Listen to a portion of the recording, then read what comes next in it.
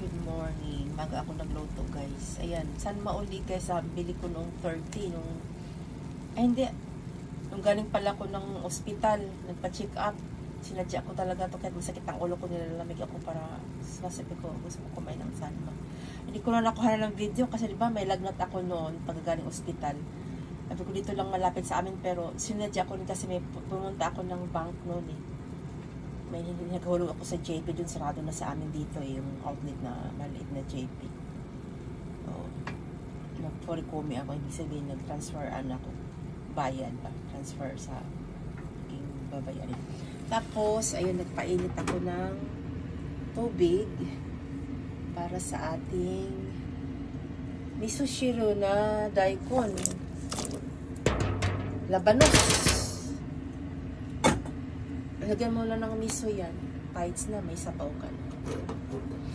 Paano pa rin yung boses ko, guys. Sa sipon nga eh. Tapos, yung ano ko, nodo ko, ang ibig sabihin, throat is masakit. Kaya panay, ko ng ami, yung candy ba na sisi lemon. 1,000 sisi lemon. Ano? Tawag ba doon? May sa Japan na pang sa throat ba. Kasi parang sumakit siya nung kalimitan na nilagnat ako at saka medyo gumaling na ako. May ako ng chocolate, marami pa kasi dito. Pinili ko.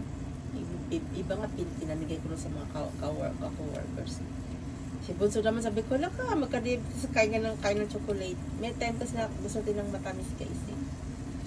Pag kumulo na yan, malambot, lagyan ko na lang miso. Tapos ibaliktad ko na itong sanma. Gusto ko yung yung talagang yung siya pa.